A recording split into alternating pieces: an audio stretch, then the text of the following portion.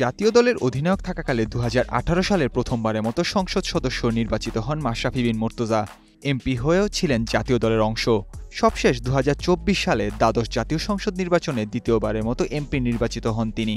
ম্যাচের সঙ্গে এই নির্বাচনের মধ্য দিয়ে রাজনীতিতে নাম লেখান দেশের ক্রিকেটের পোস্টার বয় সাকিব আল হাসানও।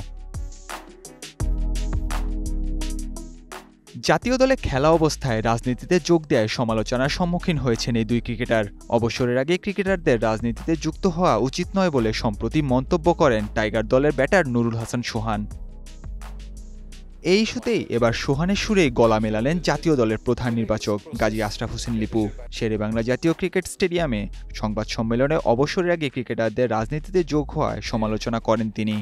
সংস্কার দুই জায়গায় হতে হবে। একটা খেলোয়াড়ের জন্য যেমন তিনি যোগদান করতে পারবেন কি পারবেন না রাজনৈতিক দলে, জাতীয় দলকে সার্ভ করার সময়, তার পাশাপাশি যে রাজনৈতিক দলগুলোর কনস্টিটিউশন কিংবা সংস্কার নিয়ে কথা বলছে এই ইন্টারিম গভর্নমেন্ট, সেখানে একটা রাজনৈতিক দলেরও কি উচিত কোনো জাতীয় দলের খেলোয়াড়কে দলের টেনে নেওয়া তার রাজনৈতিক করার জন্য?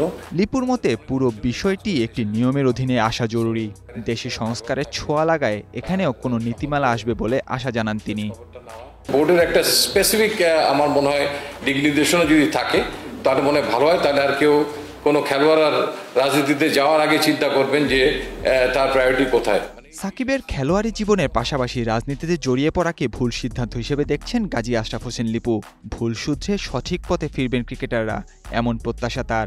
মানুষ ভুল করে, আবার তার শুধরানোর সুযোগ আছে। আমি মনে করি যে সাকিব আল হাসান কিংবা অন্য খেলোয়াড় যে কোনো খেলোয়াড়ই হোক, তিনি যদি কোনো ভুল করে থাকেন তার পথ চলার মধ্যে, আমার মনে হয় তাকে তার নিজেরই একসময় বোঝার সুযোগ হবে তিনি কোথায় ভুল করেছেন এবং সঠিক ট্র্যাকে তিনি আবার নিজেকে নিয়ে আসতে পারবেন। ক্রিকেটার পরিচয়ের পাশাপাশি রাজনৈতিক পরিচয় থাকায় বিপাকে পড়তে হয়েছে জাতীয় দলের সাবেক অধিনায়ক সাকিব আল হাসানকে। গেল জাতীয় নির্বাচনে নির্বাচনী প্রচারণা কাজে অংশ নিতে সিরিজ থেকে ছুটি নিতে হয় তাকে।